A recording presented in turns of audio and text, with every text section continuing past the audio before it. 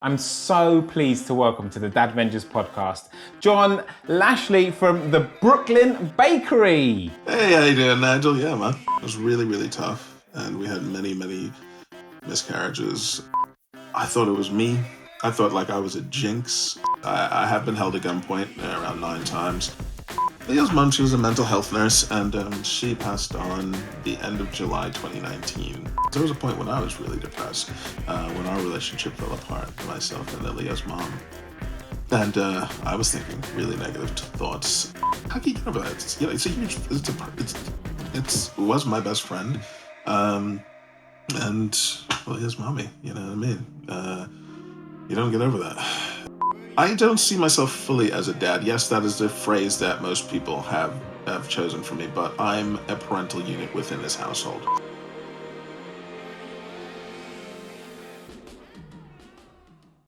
Welcome to the Dadvengers Podcast, sponsored by Tonka, because being tough is all about getting out and playing.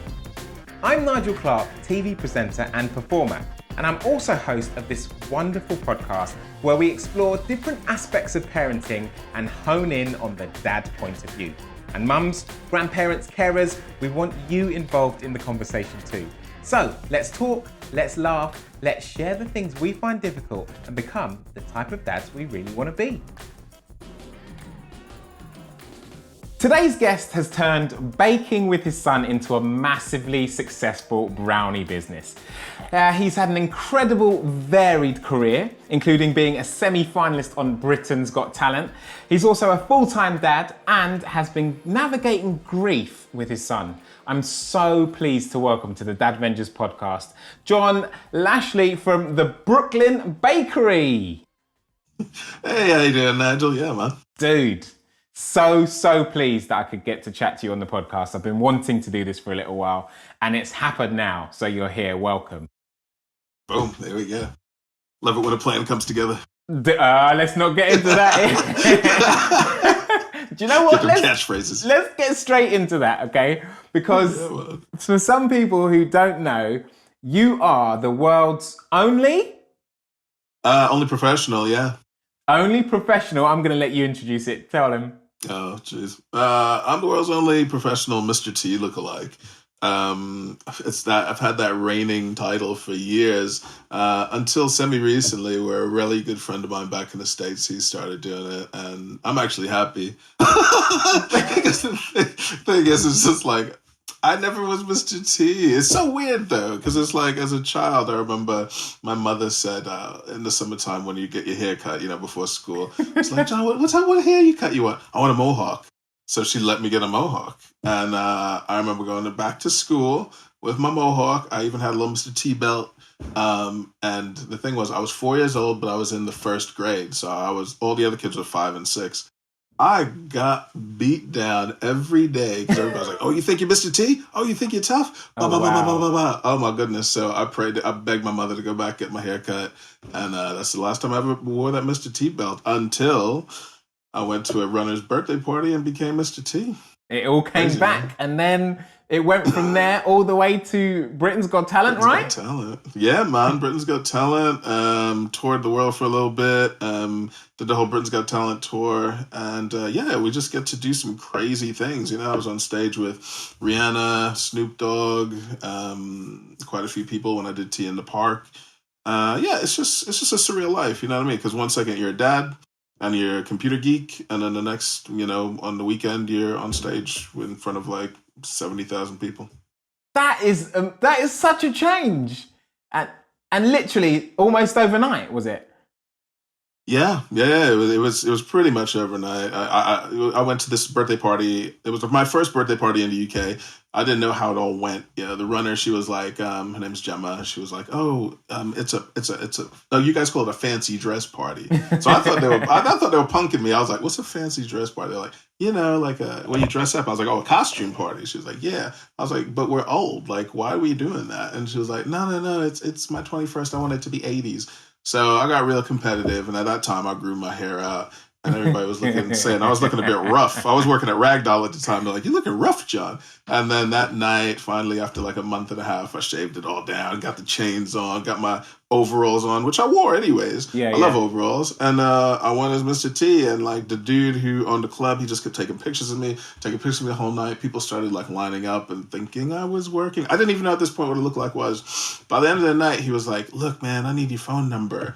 And I was like, bro. I was like, this ain't happening. Yeah, I know. Leo's mom was like looking too. She was like, this is not fun, man. You know, I mean, I came with you to have a good night because people were lining up taking pictures. And the guy's like, look, I'm going to send you just give me your email address. I'm going to send you all these pictures and just look up the word look-alike. And I was like, all right. And I did it as blasé as that on the Sunday. Took all the pictures he sent me, just went forward and picked a few of the top agencies out of Google and just sent them as guy who thought I looked like Mr. T. I'm in Northampton. Is there any work for me? I don't know what a lookalike is. And the following week, I did a commercial for Drayton Manor, another one for Asda, and I just started working from there. Wow. So with that dude who asked you for your number, thanks. Cheers, buddy. Yeah, thanks, sketchy dude. It's all good. Nice. Very good. Wow. So you grew up in the States, yeah? Yeah. New York, born and bred. And when did you come over to the UK? So 2004, I officially moved over. We got married, and I started working hard. And we kept trying for a baby. And it just did not work out. It was a hard road, man. Leo's mom, she was 12 years older than me. Yeah. So she was in her 40s, and we were trying to conceive. It was really, really tough, and we had many, many miscarriages. And then we were lucky enough to conceive with Leo, and we had little Leo in 2007. Wow. Which he's a blessing. It was a tough one, man. I mean, like as somebody who's been like through those things, like I say things, miscarriages, there was a point where I thought it was me. I thought like I was a jinx. So not recently, but like a few years back, I actually wrote out a letter and like apologized to quite a few women that I worked with because I wouldn't even, I thought I was that bad of a jinx that I wouldn't even mention if somebody was pregnant. You know how everybody in the office is like, wow. Oh my God, you're pregnant, touch your belly, and all that stuff. I would ignore it, and I would just be like, oh, hi, how you doing, Daisy? Oh, how you doing, Lauren? And that's about it. And because you'd built it up in your head so much. Yeah, because it just hurt. It hurt me so much, and I never really talked about it.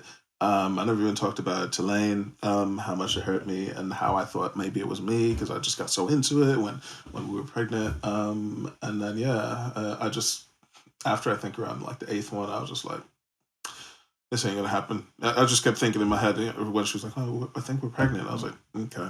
And even when Leo, I hate this situation, but yeah, even when Leo was being born, you were still worried. We had a water birth. I was looking at like these little head pop out, and I was just like, he's not going to be breathing.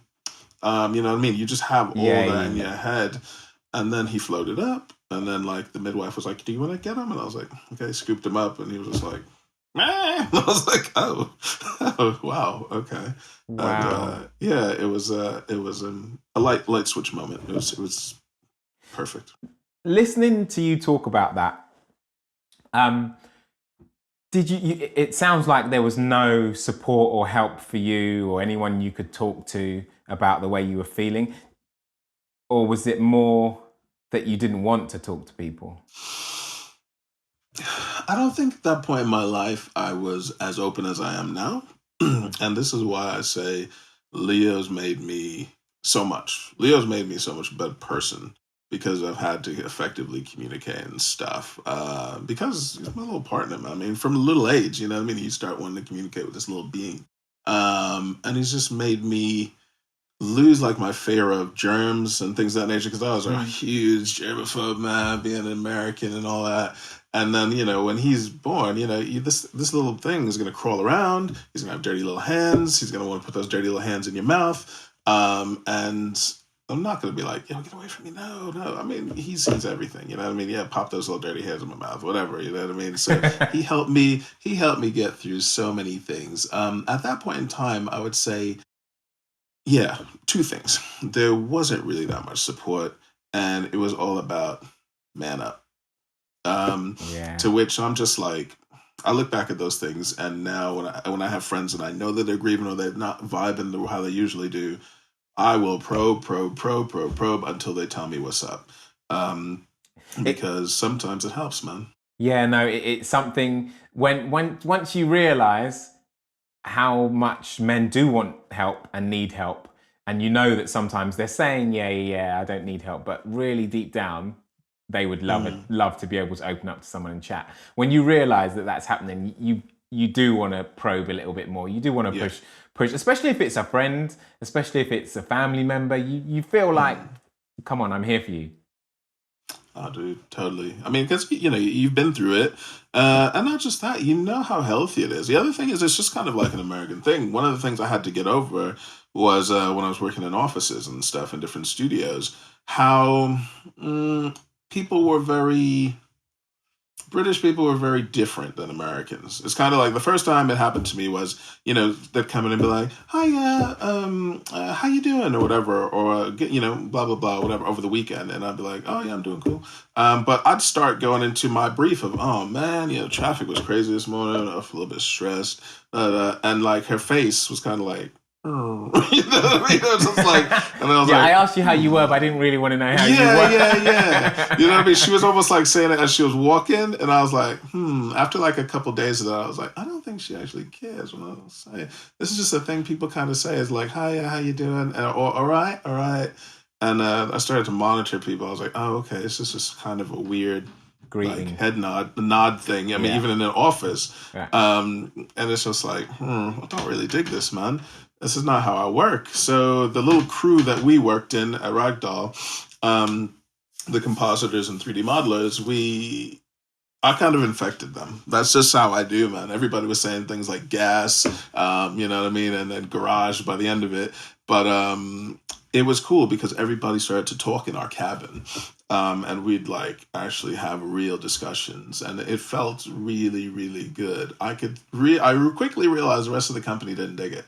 They were just like, "What is this alien doing to everybody?" You lot should be sitting down working, not enjoying each other's chinwagging, company and liking each other. Exactly. Actually wanting a lunch hour, a full lunch hour. You know what I mean? You guys supposed to be eating at your desk. But yeah, man, I have now some really good lifelong friends from that place. Just because I changed them a little bit. And, you know, they all communicate. We still have a little WhatsApp group where we all chat and stuff. And, you know, when we've had some bad times and roller coasters, we've reached out, which is quite nice. And that's over... quite a few years ago. 2006, I was working at Ragdoll. So yeah, man, still got some really good friends from then. Yeah, that's cool. That's cool. So moving from the States to the UK, it sounds like there was some culture shocks because you know, seeing the different ways of greeting and the differences in the workplace. What other sort of major differences were there? Oh man, back in the States, I have been held at gunpoint around 9 times. 5 by police, 4 by just people wanting more money. But when you're a broke student, you know what I mean? It's a transaction. You know what I mean? When somebody's mugging you, it's a transaction in my head. Yeah. You know, they got, give me your money. Yeah, hold up. You know, you slowly take it out. Oh, you're broke. You're a student. Okay. Either you get in the wallet thrown in your face and they're off, or, you know what I mean? It's just like walking over to an ATM machine. They still see you in a negative balance, and that's it. What are you going to do? But when it's a cop, it's a traumatizing situation because there is power. That's just like there's no transaction, bro. There's no getting out of it. You know, and especially if you haven't done nothing. You know, think about this. One time I had my keys, putting it in my door. You know what I mean? I ran from the train station. Right across the street was my putting it in the door. All I heard was freeze. In my head, I thought, it was my friends messing around. But then something just went, like my mom's training from all the years of just training. I was just like, dropped everything, stuff all over the floor, blah, blah, blah. And I just get on the floor. kind of looked. Yes, it was a cop with a gun on me. I fit the description, and that was the constant thing. I always fit some description, and I was just like. And now when my family, they say, oh, we want to go back to, can we vacation in America? Can we go? I didn't realize I kind of have PTSD. You know what I mean? It's just like I go inside, I kind of go crazy. I start raging inside, but I don't say anything. I get really quiet. I'm just like, can't we just think about going anywhere else but like America? And they're just like, my son, he loves where his dad's from. Oh, America. And he's just like, oh yeah, I'd really love to go to New York. And I'm just like, no, we ain't going to New York. We ain't never going to New York. You ain't going to New York until you're 21. And you know what I mean? It's just like, extend this out of my hands and legally go. But I'd have realized that I do have this whole negative thing about it, and I need to communicate and explain to them why. If you've begged for your life over 5 times with people holding guns to you, it's traumatizing, man. Totally. I mean, you have an experience like that, you're not going to want to go back to a place where you have experiences like that, especially because you've not had any experience like that in the UK. So you're like, well, I'm kind of happy here, guys. I'm solid. Yeah, I'm solid. It's not like, I mean, the thing is, it's just like, it's just the ratio of like police officers with guns to, people. It's just like every single officer in America has got a gun. Not every single officer in the UK has got a gun. And, every officer in the UK, I think even if they draw it or whatever, they have to write a full report, blah, blah, blah, blah. And it's just like, it's not going to happen. The probability of me being shot by a police officer in this country is 0.000 something. You know what I mean? It's just not going to happen. Yeah. And it's just the way it is. And just even when my first interactions with police over here or just watching them, their phraseology and the way they approach the public, I had to even go, you guys are a little bit, don't judge me when I say they're a little bit soft, you know what I mean? Because they're just like, the way they're like, hey, mate, how you doing? I was just like, but then I looked back at it and I went, well, at least they're humanizing you. At least they're on the same level, because you'd say, mate, your friend, you call your friends your mates, you know what I mean? Yeah. You wouldn't be like, command, you're like you're a dog. And that's it. That's the complete difference. And I was just like, okay, I could deal with this place. I could raise my son to a certain level. He won't be seen as really a threat, and he won't be shot. And I gotta protect this little egg, and that's it. I mean, you said it there. Bringing up a little one, you'd made the choice by then. Okay, I'm bringing my one up in the UK because I don't want him to have to experience any of that. Alongside that, you've had a stepdad who has been a father for you, a role model for you. How has that sculpted the way you parent Leo? Oh man, yeah. Pops is like, from me growing my beard, because for the longest I was like, I'm never gonna have a beard. Dad had this like kind of like big beard that I used to tug on and everything else. I used to like do pull-ups on that thing when I was like a kid. So when Leo popped out, I fully grew with my beard, because I thought, well, it's only, it's a tradition. He's got to pull on something. To that, from just wanting to make my dad proud, in everything that he did and the way he was. He believed in something called the pet method of parenting. So it was a very different type of parenting compared to my mom. My mom, which was, Richie, you and this foolishness, these kids just need a slap. This, that. And, you want some licks, what? Hey. I mean, don't even get my grandmother involved. It's just like, you want me to call you granny? No. And yeah, it was, but the handy thing was, it was such a yin and yang relationship. And she was willing to change. Mom was very adaptable because she realized she's in a new country. These are kind of the ways. And this man has taken the time to invest in her blended family. And he's basically should be the head of the household. So let's see what he's got to say. And the pet method actually worked really well for all of us. You know what I mean? And it was just really nice. Dad was the artistic hippie who really pushed my artistic side. Mom wanted me to be like a structural engineer, blah, blah, blah, and all this craziness. Yeah. And And in the end, I became a visual effects artist and then a visual effects supervisor and all that stuff. Which is kind of a mixture of both. It's a beautiful blend, man. There was a point when I was lucky enough to go to art high school, just kind of like a thing you did when you went to high school, your college. Yeah. It was pretty much like Fame, the thing I went to. We had dancers, we had painters, blah, blah, blah, all these artists. And You weren't rolling around in Juilliard, were you? Well, I have a few friends who went to Juilliard, yeah, but and I know that Manhattan school as well, which is pretty much a large version of the school that we went to on Long Island. So you had to audition to get into the school and everything. And the cool thing was they opened up a new division, which was computer graphics while I was there. Okay. And I realized I hated CAD, and this thing was a lot cooler. And when I had to break that to Mom, it was soul destroying, oh my goodness, oh, my son's a failure, so, but I was just like, well, Ma, you just got to deal with it. And where Dad was just like, are you happy, son? Yeah. You think you can make a career of this? Yeah. All right, let's do it. And that was it. And he was just like, Brenda, you have to let your son do his thing. And from then on, well, I went to uni, great, A's, there was never a slack, all A's constantly. And she couldn't say anything, magna cum laude, graduating with that, graduating with honors, both sets. And she was just like, okay, all right. Oh, you worked on this as a credit on that? Okay. All right. Then suddenly you got relays from a cousin or whatever else. Oh, your mother said that you were working on a film. Oh, your mother said you were working on this TV show. Oh, you got a credit. I'm like, oh, okay. Well, she can't say nothing to my face because I didn't become an engineer. Okay. You know what I mean? That's guy these parents for you, man. You know what I mean? But the funniest thing was I listened to a podcast with Sergey Brin in it. One of the co-founders of Google. And it's immigrant parents. They're not just Guyanese parents. So his dad believes he's a failure as well. The man's worth over $8 billion or something like that. One of the founders of Google's parents. Yeah, one of the founders thinks he's a failure because he didn't become a math professor. And I was just like, yo, you immigrant parents are crazy. I can't forget that math professor, mate. This dude owns the world. What? Pretty much. He does. I mean, co-founder of Google. I was like, you're done, man. I can't deal with these parents. They're crazy.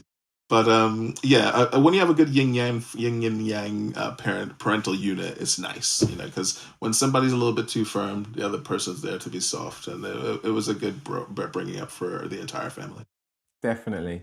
Now, you speak about yin and yang of parenting. Your parenting situation now, you've got another partner now, and you parent Leo together. How is that yin and yang? How does that work? Yeah, unfortunately, I guess I got a lot of my mom's structural temperament with how to do things. You know what I mean? It's kind of like, there's a lot of people who I do realize don't do things as effectively, or they do a lot of wasting of time, basically. It's just, you have this head and it's kind of like, that's the task, get it done, do the best of your ability. All the things I was trained to do as a child. And it's come in very handy when building your own business or when working as a supervisor or whatever else. My partner, she's a little bit more like my dad, a lot more like my dad, very free-flowing.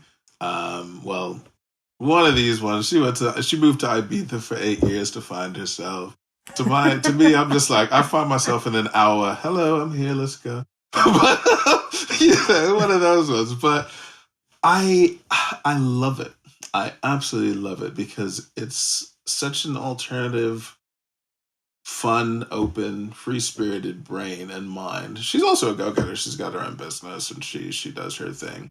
But she really does make myself and Leo smile because Leo's a lot like me, but he does like the very soft side of Becky, and he does gravitate to it. I do love watching them sometimes, just chatting and talking nonsense and crazy things of what they want to do. And, Brits do love going on vacation. You guys say, oh, what holidays are you doing? So they're writing down what holidays they want to go on. Me, the first holiday I was on was when I was 19 and I came over here. You know what I mean? It's just like, it's not something we did. So yeah, it's really nice because I know my son, he needs that. He needs that softness. That's beautiful. The way you speak about it, the way you talk about it, I can feel the warmth and happiness that the three of you have together. And I think you say you need it. and it feels like you're getting exactly what you need. Definitely getting most exactly. definitely, but I mean, if there was two of me, it'd be. I was saying before, it'd be like a Thanos type of house. You know what I mean? Everything would be like done perfectly, snapping fingers, people turn into ash, everything. But no, it's just. But yeah, it's a nice one the way it is now. Because even sometimes I need a hiatus for myself. Yeah, we all do. Sometimes we all do. Sometimes we all do. We are so happy to have Tonka as our sponsor this series. Basic Fun's Tonka collection is packed full of fun vehicles for kids who want to get out and get tough with their toys. So dads, you've got no excuse. Grab that mighty steel classic truck. It's time to head to the sandpit for some tough play. Now, you said that Leo needs that warmth around him. Tell us a little bit about Leo's mum passing, because she passed away, didn't she? Yeah. That's kind of almost the kind of like spark from the business as well.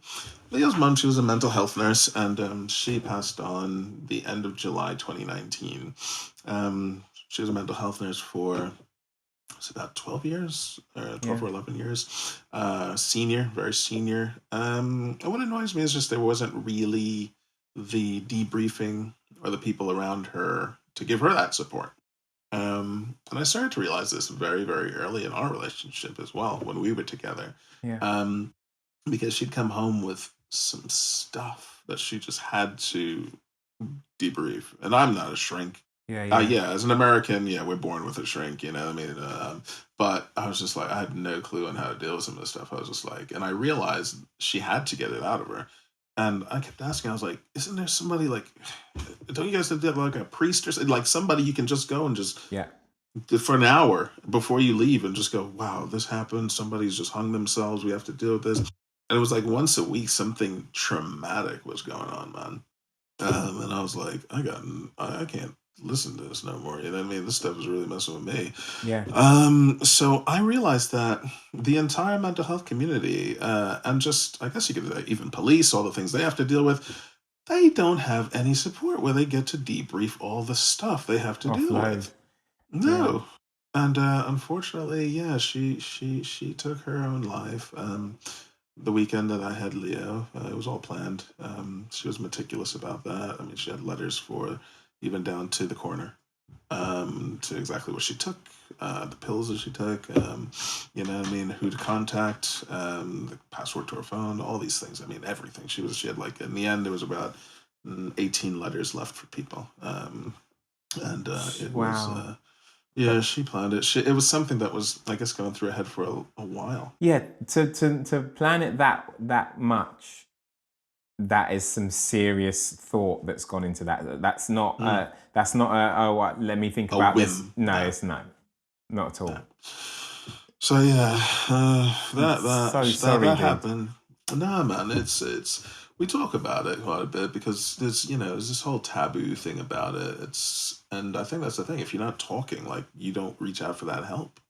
And I have realized that through us talking, we have had people inbox us on our Instagram and talk about, like, there was a point when I thought about it, and you're like, oh, when? And then they were just like, well, a couple of months ago or whatever. And you just have talk, open dialogue, you know what I mean? I'm just talking to them back and forth, messaging, and then I start doing voice messages, and they're opening back and forth. And after maybe hour or so, or for one, and there was another one that was a couple of days, you just get this rapport.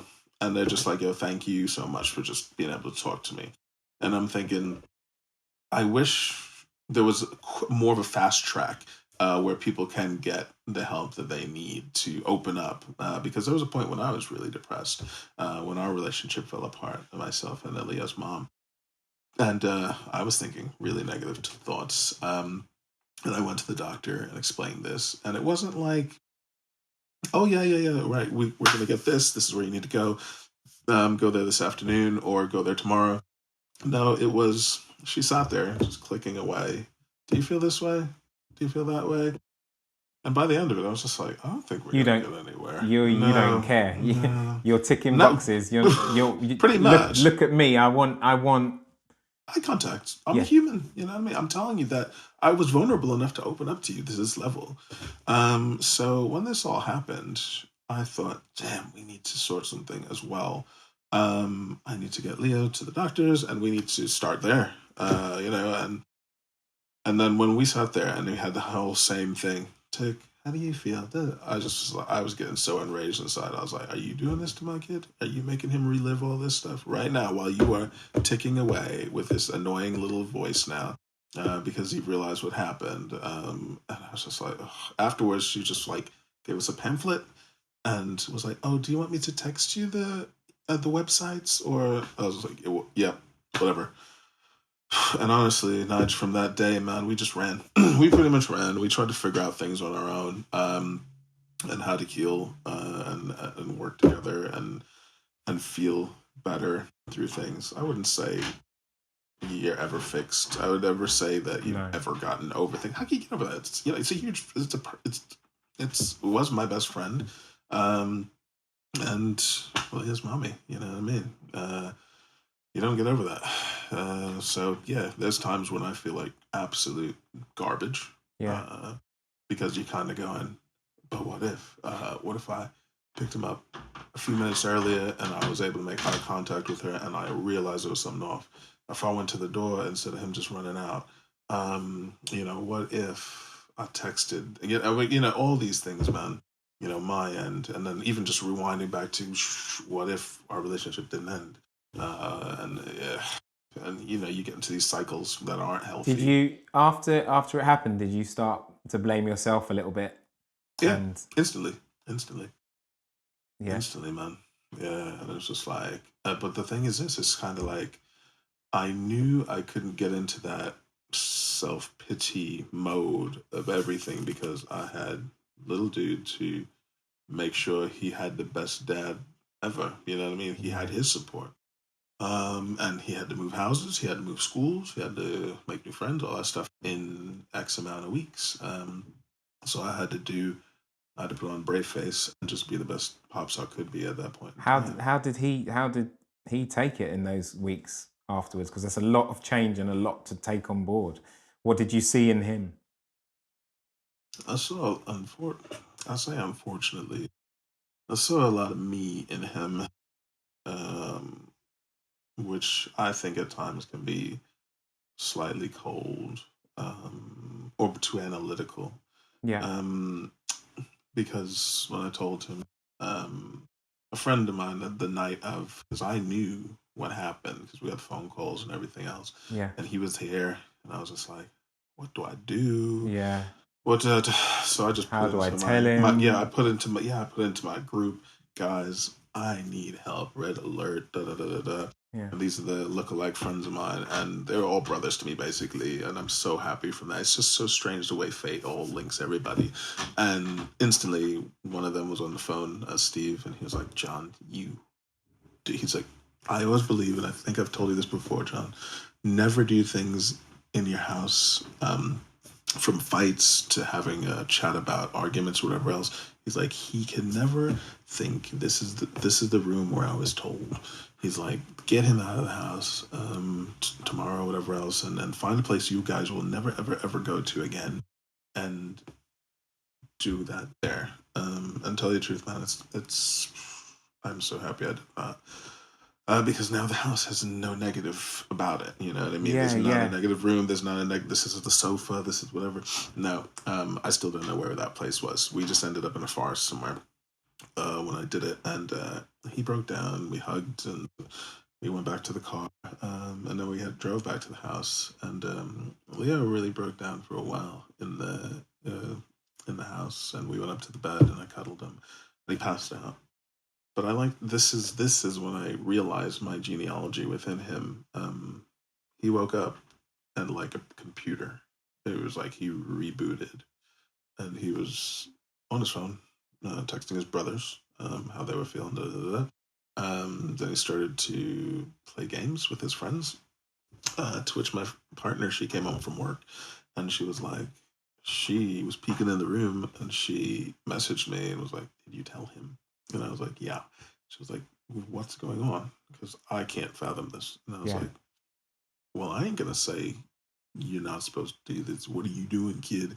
No, Yeah, I'm yeah. just going to leave it to him and see. So then we went to see his brothers, and since he's the baby, everybody burst into, I mean, there's four of them, they're hugging him, they're crying, everybody's going crazy again. Um, but when he left that environment, and he gave them all hugs, they had like lunch and everything all the rawness was over, and they talked and stuff. He left and he said, "Dad, the only reason I cried was because they were crying. I already did that." And then that's when I explained to him, I said, "Son, this is going to be a hard journey because you're going to meet people who haven't seen your mom in the longest, and they're going to be full of tears and everything else, and they're going to be putting their energy on you. And I know that what you're telling me right now is that you've done it. And it's a lot like me. You know what I mean? It's scarily like me." Yeah. Would you say that when after he told you that and you kind of understood it and you could see yourself in him, that's when you two started to grow together and bond more, and then grow to what you are now? Yeah, man, definitely. We really started to throw ourselves into this brownie thing.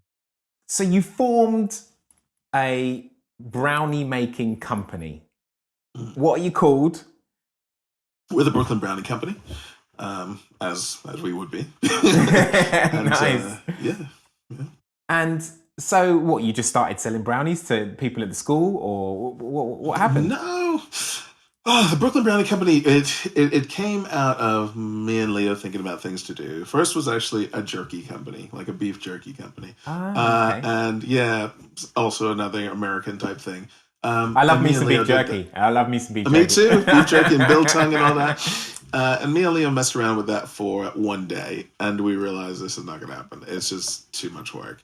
And these brownies, and well, the basics one, the plain ones, I was already using as incentive treats in studios. Whatever studio I went into, I utilized them to make friends, you know what I mean? So I'd bring in snacks on a Friday, and that was a way to bribe studio people to stay late on a Friday instead of running out to the pub. Now, John's so nice. Now, John's really manipulative. And I'm going to guilt you to get my renders, man. You know what I mean? How you going to leave the dude who just brought you, a couple hundred snacks? And that has worked so well for me to fast track friends and everything else and to get favors. So in a way, I've been making the plain ones for a while. They just weren't perfected. And then finally me and Leo sat down and we perfected it because I kept telling him, "Baby, you have to taste this brownie I ate when I was a kid in the 80s. It's an 80s brownie. And he didn't have a clue what I was talking about. He's like, "All right, Dad, whatever." The crazy thing is, Nigel, when I was younger, I was allergic to chocolate. So my mom would bake these brownies, and I would sneak into the refrigerator when she was gone and grab some, usually the corner piece, run upstairs to my bedroom, chew them up. So in my head, I had the texture and the consistency that I wanted. So I'd chew them up and I'd spit them out. And that was it. So I didn't have my allergic reaction. And I still remember the texture and everything else that I was trying to get. So we traveled around trying other brownies, buying brownies, everything else. And nobody had that 80s brownie. So we did. We made it. And there's Brooklyn Brownie Company, the product that was made. We started to top them with all the crazy flavors of that season. And that's it, man. Me and Leo listen, dude. We've been doing it since. Listen, dude. The first time I went to your website and looked at your brownies, my jaw hit the floor. I think I started salivating right there and then. They are mouth-wateringly appealing. Appealing, yeah. Man, you sit and you look at them and your dribble starts to come out. But that's the thing. If you were making something or whatever else, you know what you want. I mean, especially somebody who's been on social media, you know what looks good. Yeah. You know what looks sexy. And then my background in in computer graphics and advertising and knowing what companies want, that helped fast track our artistic eye. The handy thing is, oddly enough, through whatever osmosis or whatever, I gave him the same eye. So he knows what works. So he'll go and create all the content he needs and we'll upload it and start editing. So it's really, really handy not having to constantly brief a newbie. because oddly enough, he's already fast track. He's already fast tracked through genealogy. It's amazing. It's just having this new version. It's great. Just being able to work with my son is just fantastic. So another thing, when you started it, you sent a letter to someone and you got kind of a big break. Tell us about that. Oh man. Oh, so we oddly enough, yeah. So the Brooklyn Brownie Company, the Mr. T side of thing, I made friends with somebody named the Chocolate Smiths. Now the Chocolate Smiths, they recently had a huge break that's absolutely helped the entire bakery world. But yeah, she invited me to become a collaboration with her. She has over, I think, 60,000 followers at that time. Yeah. So to work with us was just kind of like crazy because we only had like, I think, 300 to 400 followers in comparison. But she knew me as Mr. T. Right. And the Mr. T who bought, I think, 15 chocolate bars from her because she did this thing called Collaboration Bar. She makes chocolate and then she collaborates with small businesses. And she decided to collaborate with us, aka Mr. T. She loved our story. She knew all about us. And she knew what the hardships we were through. And suddenly she ordered 6,000 brownies from us. Yeah, to be in her chocolate bar, and she sold, I think, around like 5,000 ish bars. You also have to have send extras bars that month, and we broke all records. And suddenly our following went and just blew up, man. And we were really, really fast tracked and fortunate. It's just so strange how the one side of my life interacts with the other and integrates with the other one, and has really helped to boost our numbers, has gotten the audience a lot quicker than some, and it's just we've been really, really fortunate. Wow! So you had to scale up quick. I mean, now on a busy week, how many brownies could you put out? At a push, with very little sleep, we can definitely get out 10,000. And that's pretty big for even a bakery. Because when I tell other bakers, like, because I don't see myself as a baker, I tell some bakers, they're like, "What? We can't even do that in our place." And they're like a real. I call it a real bakery, yeah, but they're like a real bakery. I keep seeing myself, me and Leah, we're just little dude and main dude. We're not really bakers, but apparently we are. But yeah, that's us not really sleeping, and back to almost Corona times, because there was a time during when the first lockdown happened. I was going to bed at 5 a.m. and waking up at 7 a.m. Whoa. Yeah. It got really bad, Nigel. It got really bad, bro. And Leo was he caught me. That was the thing. I never wanted him to know. I put him to bed and all that stuff. He came down one night and he saw me up at like 2 o'clock making brownies. Or 3 o'clock or whatever. Yeah, making brownies. And I like really busted my butt. And he was like, "What are you doing?" And I was like, "Oh, what are you doing up, baby?" And he was just like, "Oh, I couldn't sleep and I heard noise." So I was like, "Okay." And he's like, "But why are you up?" And I was like, "Well, I have to be up. We have got to get some of these orders out. I know you went to bed at 11, which is late in my head for a kid." Yeah. And he was like, and he stayed up and helped me. And that helped us from then, helped me get to bed earlier. I started getting to bed at 1 because he was helping a lot longer, or a little bit longer than he was supposed to. And it's just, yeah, he did all that off his own back, and he didn't need to, but empathy, yeah, man, the empathy. It gave me a life. It gave me back a life. You know what I mean? And yeah, I can't thank him enough. But that's my son. He's a strange little alien, man. I love him. I absolutely love him. You two are beautiful. You two are absolutely beautiful. I want to try and give maybe a listener out there who is experiencing grief now, or God forbid, a listener out there who might experience grief soon. What would you like to say to them as someone who's experienced it and someone who's so positive about life now, who's doing so many amazing things with their life now, who's got their son through it? And I know you said it never ends, but you've got to a place where you're moving forward. Yeah, man. It's not a movie. That was the biggest thing.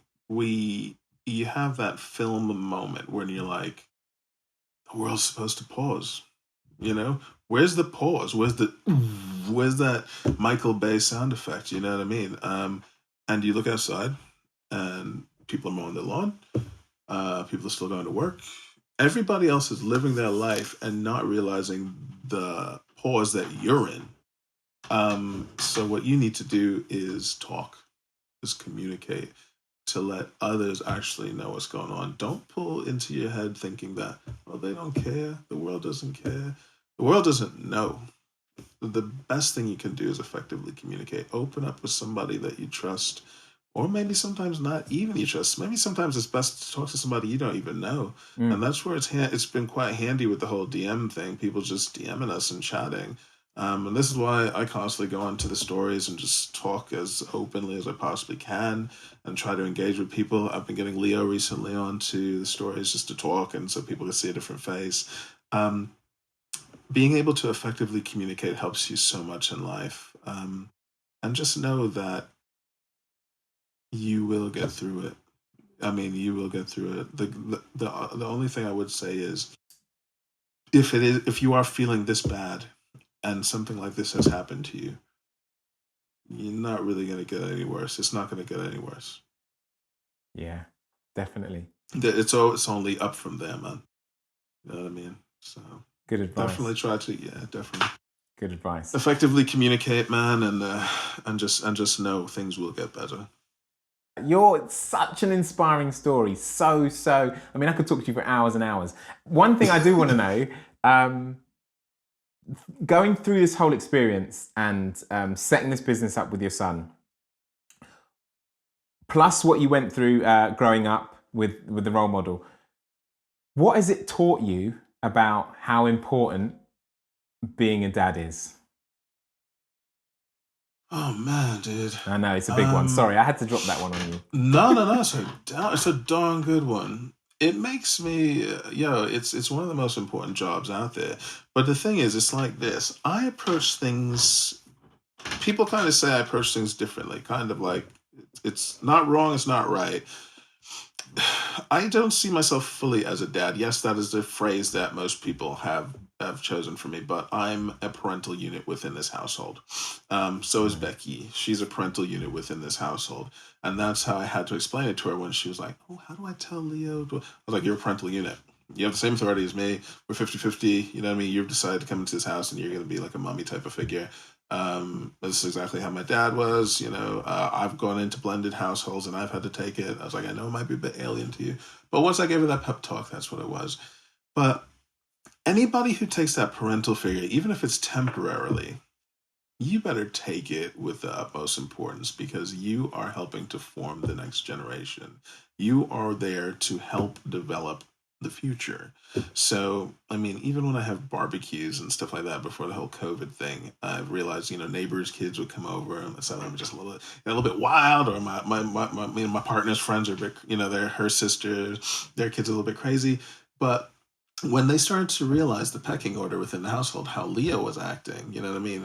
They're like, oh, okay, we're going to go to John to ask if we can go and open the refrigerator. Or we're going to go, oh, John, can we have an icy pop? Oh, John, can we do this? And their parents were like, how are you doing this Jedi mind trick? You know what I mean? It's just like, that's just a bit of structure, man. You know what I mean? Kids, they love a bit of structure. And at the end of the day, man, we're all animals. You know what I mean? So there needs to be a pack leader. There needs to be a pack leader. If you got 2 pack leaders, that's fantastic. That's awesome. But as a grown-up, it is your job to help, to help form kids, man. And if you actually have that gift of being a real parent, like I am, a father, dude, you better cherish every moment of that, because you have been gifted with a blessing. Yes, you have. Yes, you have. Could we speak to Leo now? Yeah, most stuff. Let me call little dude down 1 second. Yeah, little dude. Hey, baby, Leo. Seats, my dude. There you go. What's up, Leo? Hey. Nice to meet you, dude. So nice to meet you. Thanks for coming and having a little chat with me. I've been sorry I've taken so much of your dad's time to find out your story. You guys are amazing. Did you know that? Thanks. You are. No, you literally are amazing.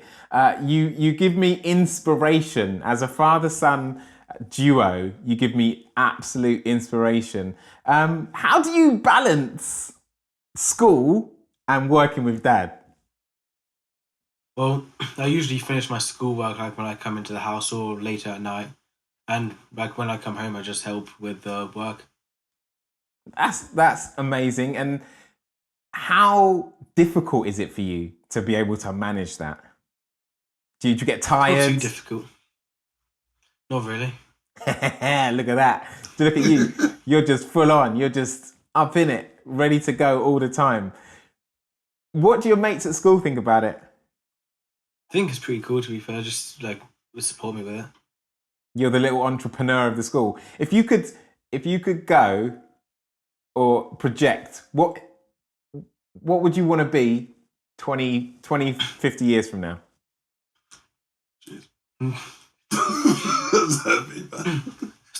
I would still want to be working doing this, but on the side I might want to be doing something to do with arts or computer science. Arts and computer science. Wow, that's cool. Well, you've got a good role model in your dad there, because he knows a little bit about being creative, doesn't he? Just a bit, I guess. I don't know why he's all these things he wants to go into. It's all this stuff, and then once again, it's like me and my mom. You know what I mean? It's just like, I'm like, why are you going into that? In my head, I'm like, why are you going into that, boy? But I'll never stifle him if he wants to do that. I know he's going to be a hell of a lot better than I am. And he's going to bring a whole new flair to it. And he's, like I say, he's 2.0, man. He's bound to be better.